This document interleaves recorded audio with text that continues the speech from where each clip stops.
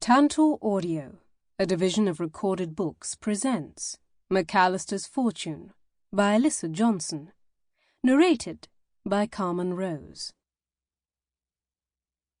1. Miss Evie Cole had long ago come to the conclusion that, contrary to popular opinion, ignorance was not bliss. There were, after all, a great many miserable fools in the world. Furthermore, she was a perfectly happy young woman, and no one who knew her well would ever accuse her of ignorance. She was always in the know. She made absolutely certain of it. Just as she was making certain of it now, crouched outside the thick bole-wood doors to the Haldon Hall library, her weight shifted to her stronger leg, and one dark brown eye peering through the keyhole. Probably she should feel a bit guilty at eavesdropping on a private conversation, but having found herself the subject of that conversation, she experienced not so much guilt as fascination, amusement, and no small amount of annoyance at having stumbled across the scene too late to ascertain all the details. What she understood well enough, however, was that her aunt, the Dowager Lady Thurston, and two family friends, Mr. William Fletcher and Mrs. Mary Summers, were currently sequestered on the other side of those lovely old doors, arguing over how best to go about finding stubborn Evie Cole a husband. It was nearly as amusing as it was insulting. Nearly. Mr. Fletcher, seated on the small settee in the centre of the room, leaned forward and spoke with some excitement. "What better way to win a lady's heart than to rescue her from certain danger? I can have a threatening letter drawn up and sent to Evie from London next week. Have her young man here the following day to protect her. It's fast, simple, and effective." Clearly impressed with neither Mr. Fletcher's scheme nor his enthusiasm, Lady Thurston added a deliberate dollop of milk to a cup of tea, and calmly handed it to Mrs. Summers. "It will never work, William." He settled his stout frame back against the cushions. "Have you a better plan?" "The plan, though I do not approve of it, is not the problem." She poured her own cup. "The problem is the objective itself. It simply cannot be done." "You cannot make someone fall in love," Mrs. Summers pointed out, straightening her rail-thin shoulders. "Least of all those two," Lady Thurston added. "I am not at all certain they're well suited. What's more, Evie has categorically refused to marry." "I refuse to accept that." Mr. Fletcher ran a hand through what remained of his hair. "I made a promise to a man on his deathbed." Mrs. Summers sent him a pitying glance. "You were tricked into a promise by a man who would, were he still alive, be the first to admonish you for taking this matchmaking business quite so seriously. The late Duke of Rochfort was a reasonable sort, despite his penchant for jests. I very much doubt he expected you to succeed in marrying off 5 children. You weren't so dismissive when it was your Sophie we set out to match, nor you," he added, turning to Lady Thurston, "when it was Wit and Mirabell." "Yes, but that was Sophie, Wit, and Mirabell," Lady Thurston returned evenly. "Not Evie." "Nevertheless, the promise was made, and I intend to keep it."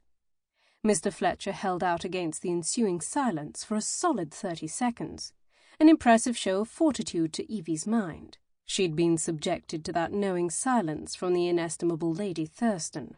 It was daunting. "I intend to at least try," Mr. Fletcher finally added. Lady Thurston gave a delicate shrug of her shoulders. "If you feel you must." "I do. I'll begin by—" Evie would never be entirely certain of how exactly Mr. Fletcher intended to begin, because the sound of laughter and approaching footsteps necessitated her immediate retreat to the small parlour across the hall. It was doubtful that the intruding staff would tattle, but it was best not to take chances. No matter. She'd been privy to the most important bits of the conversation, or at least enough of them to be quite confident that she was, once again, very much in the know. As Evie slipped out the side door of the parlour, Lady Thurston and Mrs. Summers patiently listened as William Fletcher finished outlining his plan again. Lady Thurston smoothed the pale green silk of her gown. A diminutive woman with a soft voice and round rosy cheeks, she was sometimes taken by those who didn't know her well for a kindly sort who perhaps needed a bit of looking after. A mistaken impression invariably short-lived. "Your plan is certainly detailed," she allowed when William finished. "Unfortunately, it is also poorly conceived. Such a scheme would only serve to frighten Evie. I will not allow it, and I will not agree to using her work with mistreated women as the source of your faux threat. It touches too close to the truth. But—" "She is quite right," Mrs. Summers cut in. "Evie faces very real danger as a result of her work. Adding a contrived threat would be unconscionable." William blanched. "Unconscionable seems a bit—" "Did I tell you what happened to Mrs. Kirkland last summer?" Lady Thurston asked, turning to Mrs. Summers. Mrs. Summers nodded sadly. "Exposed by the very woman she sought to help. And her home burned to the ground the very next day. She was lucky to have escaped." Mrs. Summers took a sip of her tea. "The authorities ruled it an accident." Lady Thurston gave a most genteel sniff. "Shameful." "That is most unfortunate." William tried again. "But I hardly intend to start fires or—" Mrs. Summers shook her head. "It's no good, William. Not only does your plan go too far, the strategy itself is flawed. In order for the ruse to work, Evie would need to believe in the threat. If she believes in the threat, she will be too preoccupied to notice the attentions of a young man. No sensible young woman would be thinking of love whilst her life was in jeopardy." "Sophie did," he pointed out quickly, rather surprised he was able to get a word in edgewise. Mrs. Summers pursed her lips thoughtfully. "True, but Sophie, though I adore her, is not always the most sensible of women." Lady Thurston nodded in pleasant agreement. William scowled. "And you're absolutely certain Evie is a sensible young woman?" "Yes," both women answered simultaneously. "Blast!" He frowned a moment longer before sighing, and finally reaching for his own cup. "Well, I still say it was a clever idea." Mrs. Summers smiled at her old friend fondly, if a bit condescendingly. "Exceedingly. But you shall have to think of something else." 2. 2 weeks later. It was conceivable that 10 years ago, Mr. James McAllistair would have laughed out loud at the notion that he might one day fall in love. It was easier to imagine, however, that he would have simply hooked up one corner of his mouth, in the sort of cool and unfathomable expression that can really only be successfully effected by either a profound poet or a talented assassin. Anyone looking at him now, standing on the grounds of Haldon Hall, his dark gaze unreadable, and his tall frame honed to the muscled leanness of a panther, would have a difficult time mistaking him for the former. Pity that, because despite what his reaction may or may not have been 10 years ago, McAlistair had indeed fallen in love, and a man in love could always use the gifts of a poet, particularly when burdened with the sins of an assassin. Reflecting on those sins now, he rolled his shoulders in a rare, albeit barely perceptible show of nerves. He shouldn't be there. With Evie Cole in danger, though, he couldn't possibly be anywhere else. He scanned the lawn before him, mapping out his path before taking a step. "Act in haste, repent in leisure," his dear departed and no doubt often repentant mother had been fond of saying. An interesting bit of advice from a woman who'd birthed 6 bastards. He moved forward silently, keeping to the long shadows in the late evening light. It was a precaution taken out of habit more than necessity. He'd already checked the grounds and woods immediately surrounding the house for signs of an intruder. All was as it should be, and he knew down to a branch exactly how it should be. Those woods had, after all, been his humble home for years. Long years of hardship and solitude, of trying to atone for, or perhaps just forget, the heavy burden of his memories. The forest would be his home still, if he'd had his say in the matter, but William Fletcher, his one-time employer and current thorn in his side, had been steadily pushing him back into the world over the past few months. McAlistair had capitulated to a point. walking away from the old forgotten hunting cabin he used during inclement weather, and buying an equally old but slightly less secluded cabin just outside the Halden estate. He was making use of the money he'd earned from the War Department, money he'd thought he would never touch. He had an armoire filled with the clothing of a gentleman. He owned the fine grey mare he'd just slipped into the Halden stables. But those trappings were as far into the realm of society as he was willing to venture. He wanted to be left alone, to live as he pleased, and he would, as soon as this business with Evie was sorted out. To avoid the irritating custom of being announced, and to skip the pesky formality of knocking, he let himself in through the rarely used side door of Halden Hall. He had to pick the lock, of course, but that was a minor detail, and not unexpected given the nature of his visit. Whittaker Cole, Earl of Thurston, was no fool, and when it came to the safety of his family, took no chances. Once inside, he shot a brief glance at the ceiling, where Whit's muffled voice filtered down from the study above. The sound drifted softer and louder as McAlistair navigated the twisting halls and stairways of Halden, taking a side trip here and there to avoid the staff. He moved with silent efficiency, a vital talent in his former career. He arrived at the open doors of the study without being detected, a matter he intended to discuss with Whit later, and quietly slipped inside, taking up a position in the dark shadow of a bookcase. An argument was in progress, with Whit and Lady Thurston of the mind to keep Evie at Halden, while William Fletcher, Mrs. Summers, and Evie were of the opinion that a trip to the shore would be in her best interest. He said nothing, simply kept to his corner and watched. He was accustomed to watching and waiting, and in recent years, to wanting. He was not, however, accustomed to being indoors, boxed in by walls and surrounded by noise and movement, the mix of voices, the shuffle of feet, and the random creaks and bangs of a busy household scraped at his nerves. But that was nothing, compared to the torture of standing so near Evie Cole. She was little more than 3 feet away, her back turned to him, and he could make out each soft brown curl on her head, take in the clean, lingering scent of her soap, and hear every breath as it left her lips. He remembered quite clearly what it was like to caress that hair with his fingertips and feel that breath against his mouth. He recalled vividly, and with far more frequency than was comfortable, that she'd tasted of lemons and mint. He wanted to roll his shoulders again.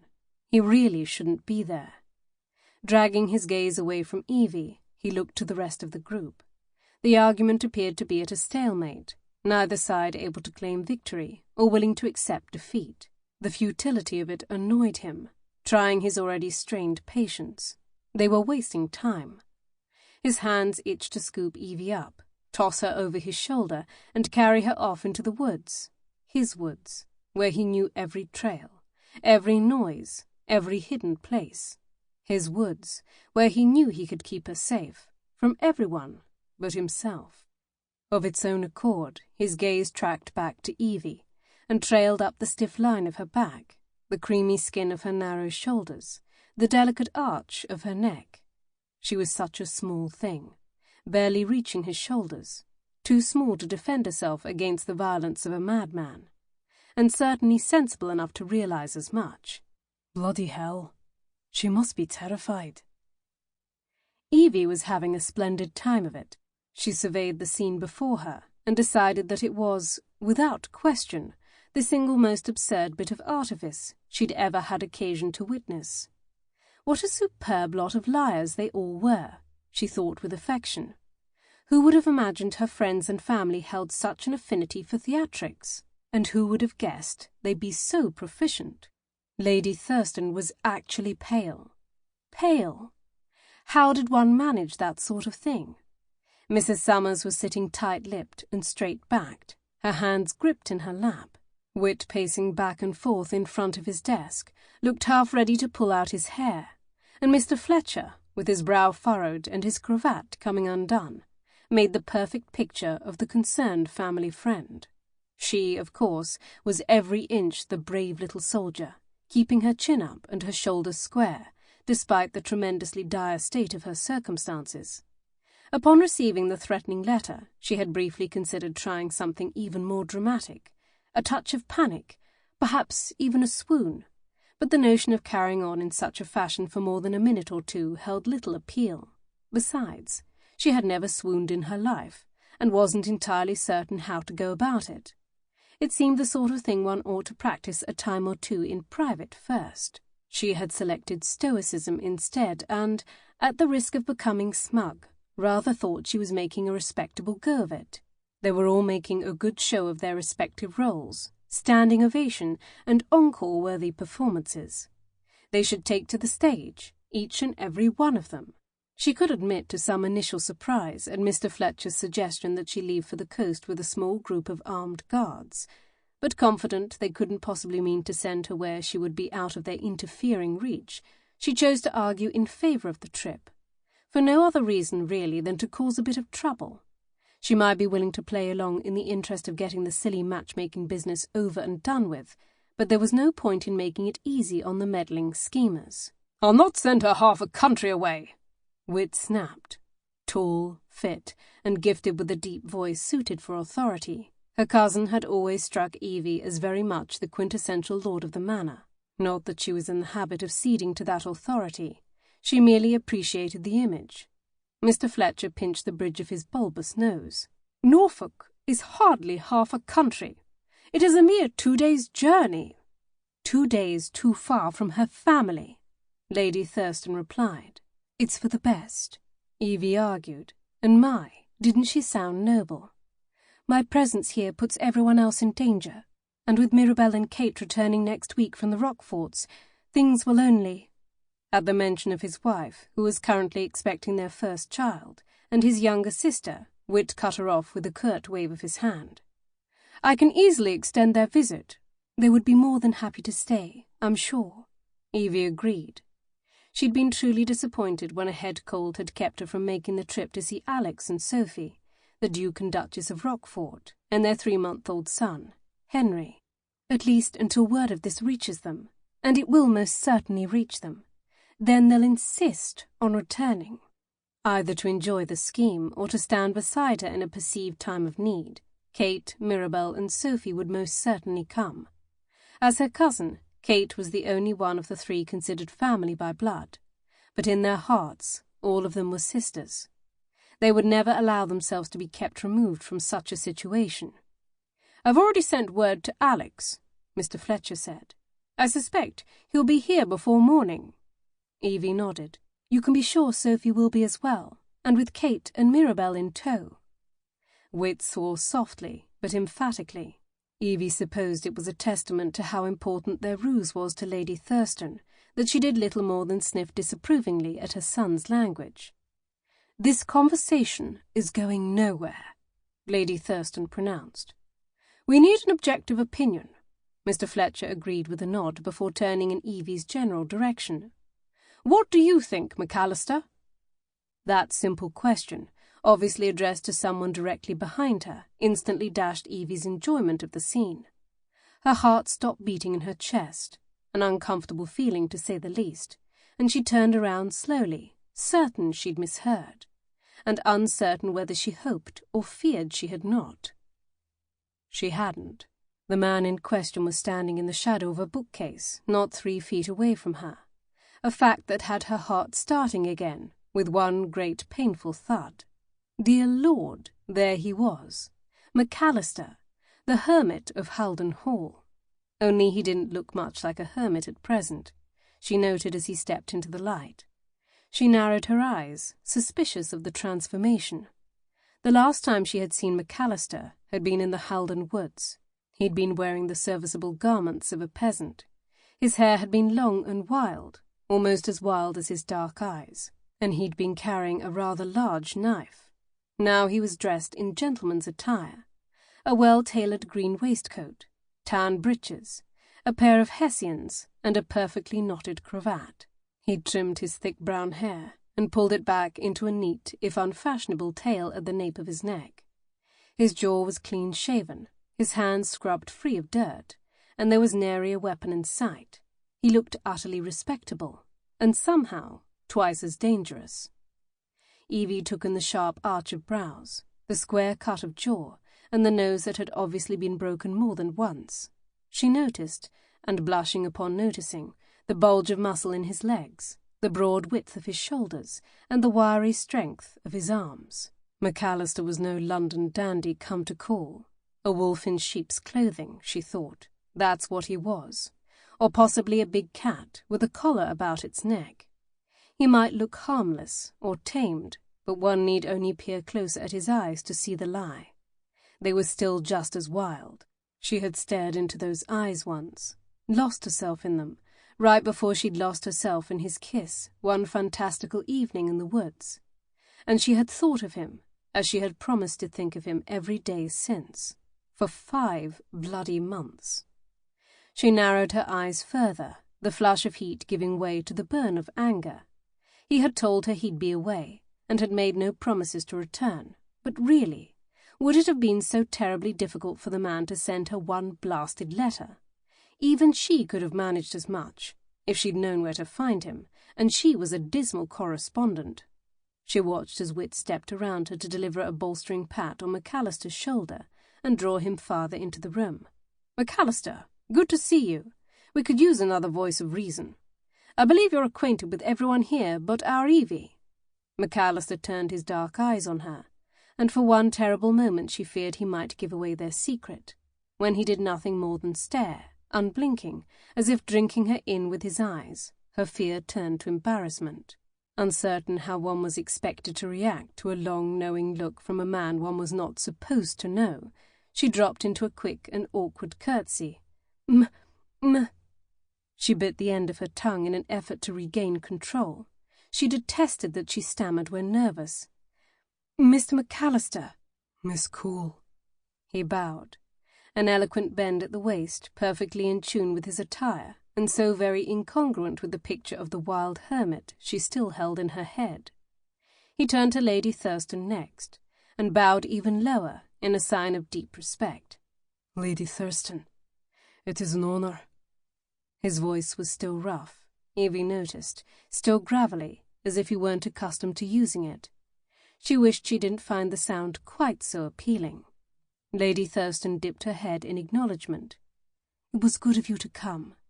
I assume Mr. Fletcher advised you of the contents of the letter Evie received." "Some." McAlistair looked to Wit before jerking his chin at a side table holding a sheet of paper and envelope. "That it?" "It is." Wit gestured at the table in invitation. With her mind still reeling, what on earth was the man doing here, and her heart still racing? Heavens, he was handsome. Evie watched him cross the room and pick up the paper. He wasn't illiterate then, she thought somewhat ruefully. That had really been her last hope of an excuse for his silence. She managed barely to refrain from making an unpleasant face at him as he unfolded the letter and began to read. He showed no reaction to the message it contained. Bit disturbing, that. Even she had cringed at the contents, and she'd known them to be a lie.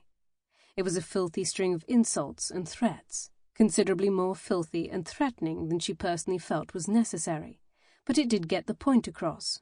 It promised, in no uncertain terms, retribution for her sins. McAlistair looked to her. What sins? Which sins would likely be more accurate, but she rather doubted he was interested in a list. It hardly mattered, at any rate. She assumed the author of the letter had very specific sins in mind. At least, she certainly hoped so. She didn't care for the idea that Mr. Fletcher was apprised of all her misdeeds, including the fact that she had kissed a strange hermit in the woods. Lady Thurston answered for her. Evie has, with my permission, been quietly active in several women's charities, organizations with missions some might consider radical and therefore sinful. We assume that is the author's point of contention, given the nature of his insults and the fact that Evie is otherwise quite exemplary in her conduct. Evie smiled at her aunt and concentrated on looking suitably innocent and not looking at McAlistair at all. Exemplary, indeed. McAlistair set the letter down. Suspects. None that stand out, Mr. Fletcher answered. Wit pulled at his cravat.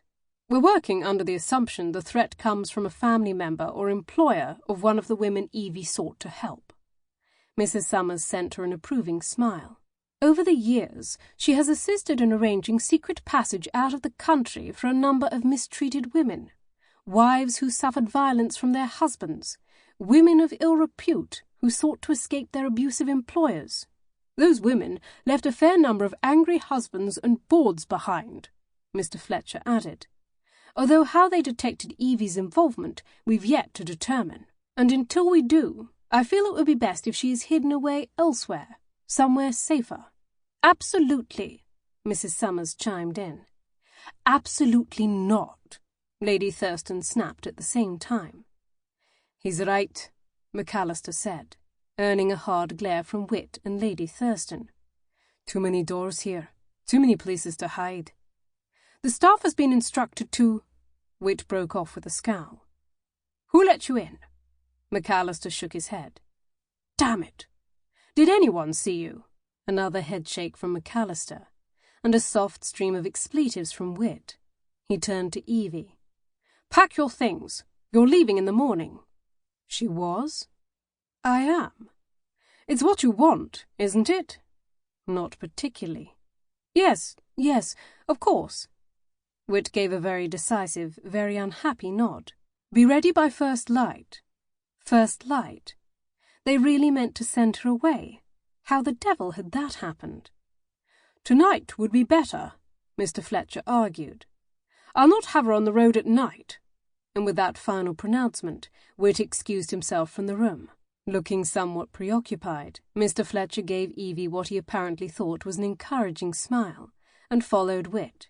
Lady Thurston and Mrs. Summers, exchanging heated whispers, rose from their respective seats, stopped to place reassuring kisses on Evie's cheek, and made their exits as well. Evie was so taken aback by the news she'd actually be leaving Haldon, it took a minute to realize she'd been left in the room with only McAlistair for company. And he was staring at her again. She scrambled for something to say, preferably something that would, at the very least, induce him to blink. It was unnerving the way his dark eyes focused on her, almost as unnerving as her reaction. She swore she could actually feel her heart trying to beat its way out of her chest. You... She swallowed hard. "You've been well, I hope." He gave one small nod and did not, she couldn't help noticing, inquire after her own well-being. The blighter. "Well, I am delighted to hear it," she ground out, and moved to walk around him. He caught her arm as she passed. "You're angry." Furious, actually, but still sensible enough to realize that some of the anger might be unwarranted.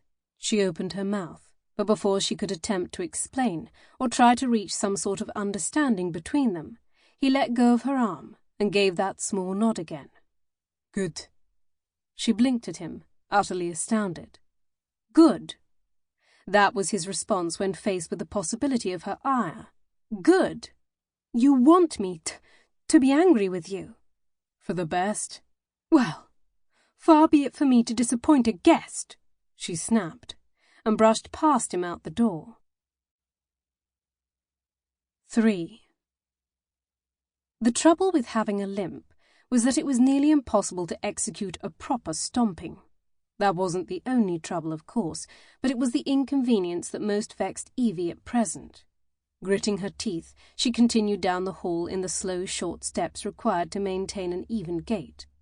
After severely injuring her leg in a carriage accident, her stride would never be perfectly smooth.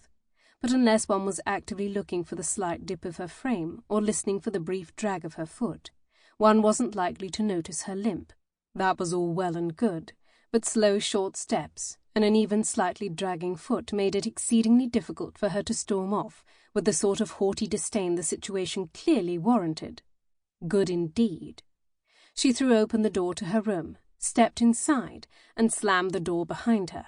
The resulting noise provided a small amount of satisfaction. Glaring in the general direction of the study, she tried desperately to sort out her fractured feelings. She was livid, which went without saying, but not all that anger was directed at McAlistair. A fair amount of it was reserved for her own foolish behaviour. What the devil had she been thinking all these months? That McAlistair would return to Haldon with a fistful of flowers and a book of poetry to recite? Had she expected words of love, public courtship, perhaps an offer of marriage? She turned to glare at the... Sample complete. Ready to continue?